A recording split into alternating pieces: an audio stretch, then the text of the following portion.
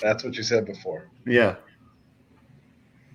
Hey, good morning, good afternoon, good evening, everyone, depending on when you're watching this. Drew Griffin here with Delicious Marketing, Pottstown Local, and a whole bunch of other pages on behalf of the Tri-County Area Chamber of Commerce. I'm excited, privileged to be hanging out with the host, who's also the institutional manager over at the Victory Bank and host of Chamber Chat with a very, very special guest today, Joe Rusiewicz, right? Did I get that name correct? You did perfectly. Excellent, excellent. I'm super excited. Hey, without further ado, I'm going to hand this over to Bill, and we're going to have a nice riveting conversation with our special guest, Joe, of the Foundation for Pottstown Education. Super excited, guys. Go ahead and take this away, Bill, and I'll see you at the end. Drew, that was pretty good. The last name, pronunciation of Joe's last name. I like it. I got your last name probably incorrect this time. I never know what I'm doing here. That's all right. It's all good. All right, enjoy. Thank you. I appreciate the introduction. As always, we'd like to thank Drew Griffin from Delicious Marketing for putting all of this together, all the behind the scenes. We would also like to thank Eileen from the Tri-County Area Chamber of Commerce. She's at the Facebook bunker back at the office. And then we also like to thank the Ben Exchange, your friends for business benefits, who is the sponsor of the Chamber Chat Live. My name is Bill Vitiello. I am the institutional and business development manager at the Victory Bank. And I feel like Drew stole a little bit of thunder, but I'm going to introduce my guest anyway. He is Joe Rusiewicz. Joe is the executive director for the Foundation for Pottstown Education. Joe, welcome to Chamber Chat Live. Thank you, Bill. Happy to be here. How you doing, man? I'm doing well. We're keeping healthy and we're busy, so it's good. Yeah, it's good. It's been a while since we connected. A few months, obviously. How you holding up? How you holding up with everything? We're holding up well. Like I said, we've been busy and unexpectedly busy with the pandemic, but we're happy. That's great. That's great. So there's a lot of folks out there that probably don't know what the foundation does. Right. Let's start right there. Let's go with an introduction of what the Foundation for Pottstown Education does. Please. Sure. Happy to do so. We are a 501c3 nonprofit organization, which means we're run by a board of directors. We're affiliated with the school district in such that our mission is to raise funds to support the students and the teachers of the Pottstown School District. And then enhancing our community by enhancing the education process. So we are not tied. I'm not a school district employee, although my office is in the district administration building. We are our own nonprofit organization. And as I said with our mission, we raise funds to help the students and teachers of the school district. A lot of people know that the Pottstown School District is underfunded and greatly underfunded. And this organization is set up to try to fill some of the gaps. And that's what I'm here to talk about. Our fiscal year goes July 1 to June 30th. So we're wrapping up this fiscal year and some of the exciting things that we've done this past year. Yeah, I saw you coming up on the end of your fiscal there. We had gone on the website here prior. The Family Feud thing looked like it was pretty cool. I'm sorry I didn't get a chance to tune into that, but you can tell us a little bit more about that later. But so tell me, for this past year, tell me what you were able to accomplish and then what you're looking forward to for the next fiscal year, please. Sure, will do. Most of the people, and as one clarification I want to make, a lot of people think we run programs, and we don't. We fund them. They're programs that the school district will run or wants to purchase. But one of the things we're probably most noted for is the funding of the early college program. And you can see on the site here now, this is our graduating seniors from the class of 2020. Good timing on that with the Facebook. The early college program provides up to 30 credits for students who are selected in their sophomore year of high school to participate in the program. So technically, if they do all 30 credits, they can actually become a sophomore in college as they graduate through high school. And the current class that you just saw the picture of, they earn 255 credits over the 2 years. And these credits, through the generosity of our donors, we were able to pay close to $48,000 for them to take those credits.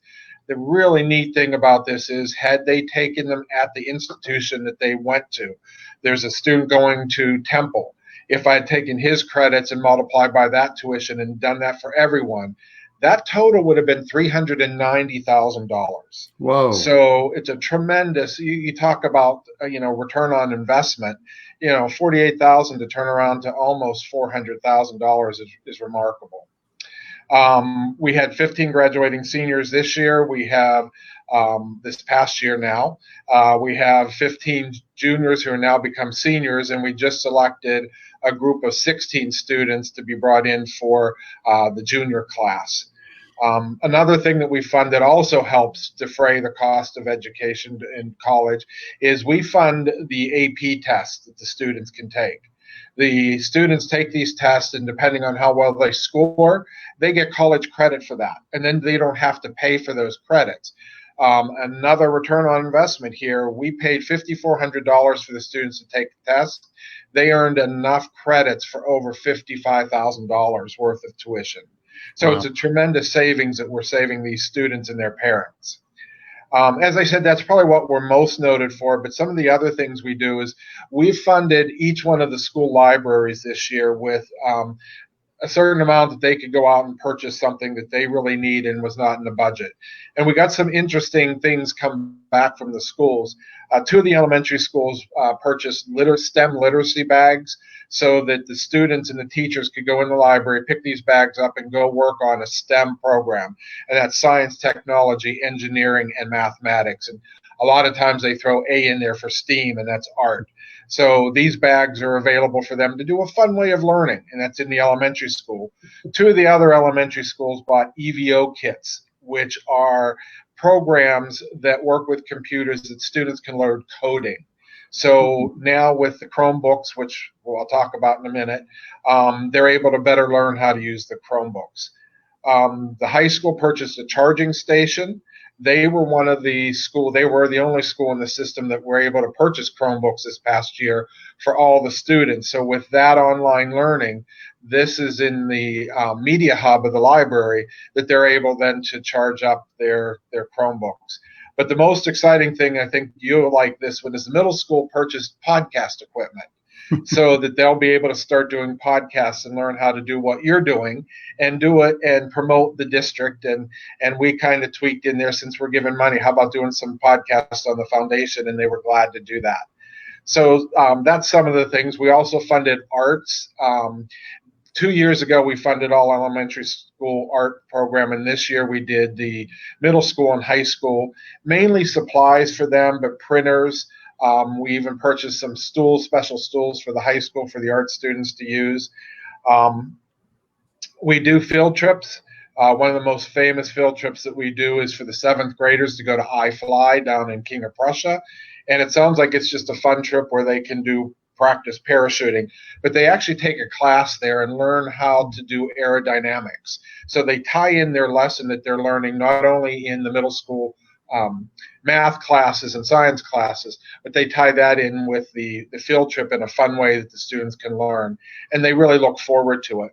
Last couple years, we've also funded a trip to the Alt House Arboretum, where our third graders over at Rupert learn teamwork and team building skills. Those are some of the things that we do every year. The one thing we're working on right now is purchasing 1,000 Chromebooks. With this pandemic happening, we had to go to online learning, and you can't go to online learning unless the whole class, the whole grade has the accessibility to the technology to get in. And 1 out of every 4 of our students don't have that availability. Mm-hmm. So we started to raise funds. Our goal was $350,000, and I'm happy to announce that as of Friday, we're almost at $300,000 raised for that. That's so great. We'll be able to purchase quite a few Chromebooks to help the students go along. And you mentioned the Family Feud. That was one of the things that helped fund that project. The Go Forth committee did this Family Feud because some of their other fundraisers weren't able to happen, and this was an online event.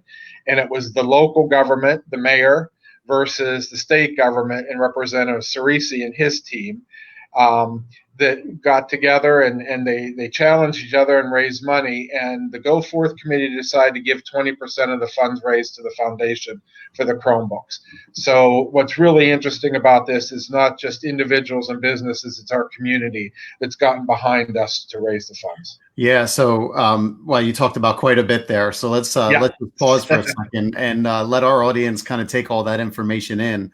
You guys have always done great work, and you're continuing to do great work. I would encourage our Facebook audience, if you do have any comments or questions for Joe, if you leave them, and we'll get Joe to answer them while he's on with us here. We still have about another 10 minutes or so. So, Joe, a few questions from the things that you had mentioned. What colleges do the high school students partner with? The college, early college program, our students, we've got one going to Montgomery County Community College to finish the second year and get an associate degree. Several are going to, 3 or 4 are going to Temple. We have one going to Florida Institute of Technology for marine biology.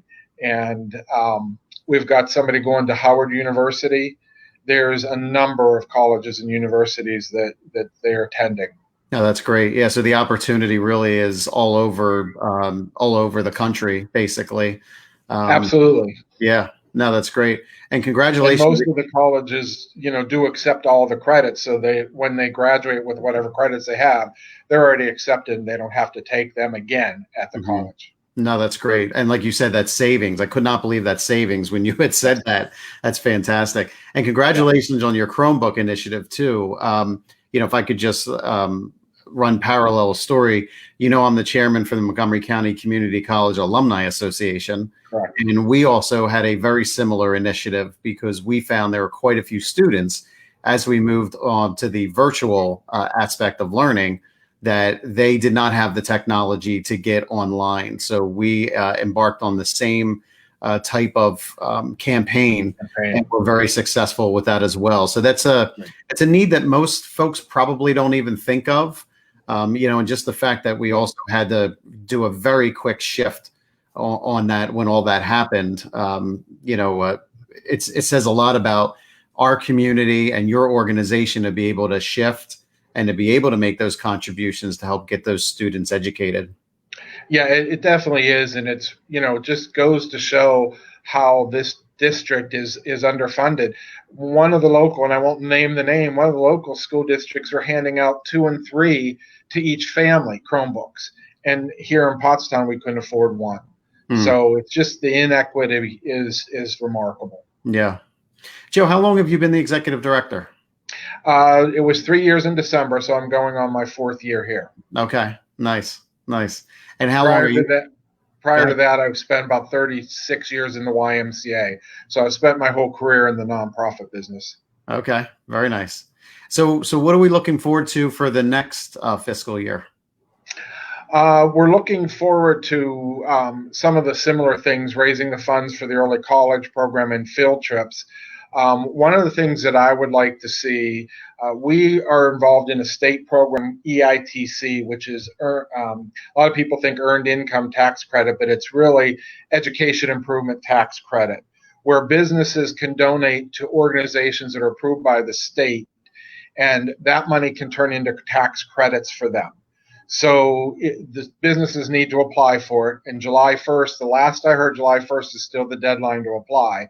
But say, for example, Victory Bank, which I know was EITC funded, decides to give $10,000 to the Pottstown Foundation. 75% of that would be a tax credit, not a donation. It's a tax credit, not an exemption. If they decide to do it for 2 years, 90% of that. So of that $10,000, $9,000 each year is a tax credit for them.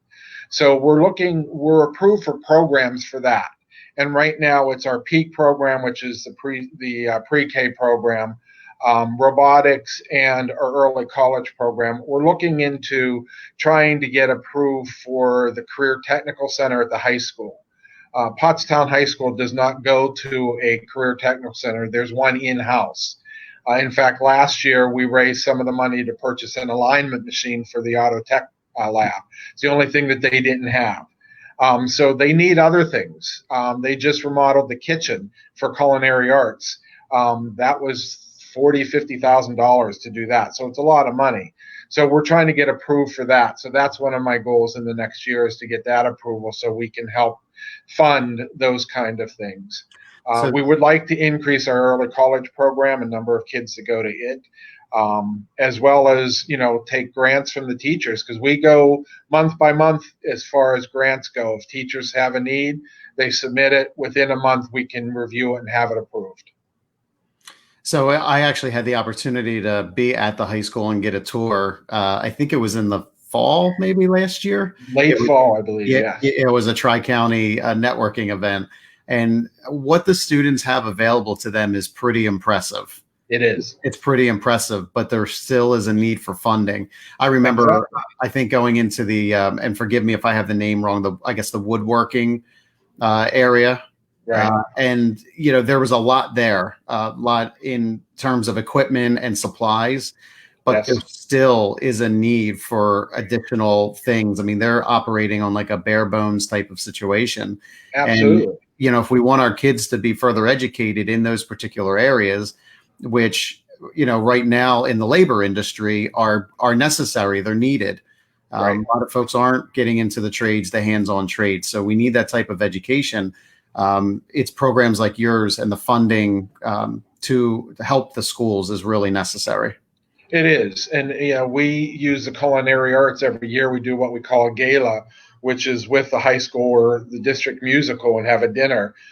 Our dinners are completely catered by the culinary arts students at the high school. And it's amazing what they do, and at the price that they do it at. Also, people are able to make appointments, to go to the auto tech and have an oil change. Now they're able to get their car aligned. So there are things that can be done there at a much less expense, I should say. They can get it detailed also, right? They can get it detailed, absolutely. Yep. Yeah. The line for that is pretty long, though, so you have to get in early for that. Yeah. I know the hair salon, too. There's quite a bit going on there, but they also need equipment as well. So, well, that's the one thing we're looking at for this year, is to fund the cosmetology studio. Yeah. Great, Joe. You're doing great work over there. Want to wrap up the last few moments of the interview. Since we're the Tri-County Area Chamber of Commerce, want to ask you 3 rapid fire questions. This is new to Chamber Chat Live, so you're going to be the guinea pig here. Okay. Oh, thank you. I appreciate that. Okay. Yeah. Figured as much. All right. You ready? I'm ready. Here we go. What's your favorite vacation spot? The Outer Banks. The Outer Banks. Very nice. If you could be from any decade or era, what would it be? The 50s. Well, I was born in the 50s, but being a teenager in the 50s. Teenager in the 50s. Great. Yeah. And do you have a favorite hobby? Yes, but not one that I partake much anymore, and that's actually reading. I love to read, and I love the Pittsburgh Steelers, so football, probably my second passion. Okay, very good. Well, you did pretty good there for a rapid fire. I mean, they're pretty easy, but yet, it's an opportunity to get to know you a little bit more. Sure. In addition to the foundation. So any last few words before we wrap up this Chamber Chat Live, Joe? I just thank the community for their support of our students. It's not the foundation that does this. It's the community that provides the funding for us. So thank the community, but also thank the Chamber of Commerce and you for having me on today to talk about it, because we're one of the untold stories in the community that people don't know about, as you said at the beginning. I think we're getting better at telling our story and people know more about us, but thank you for this opportunity. Oh, you're welcome. It's our pleasure. How do folks get in touch with you? We're certainly going to put your contact information down below, but how can you reach you? The best way to reach me is, probably the easiest is to contact me through the office, and our telephone number is 610-970-6616.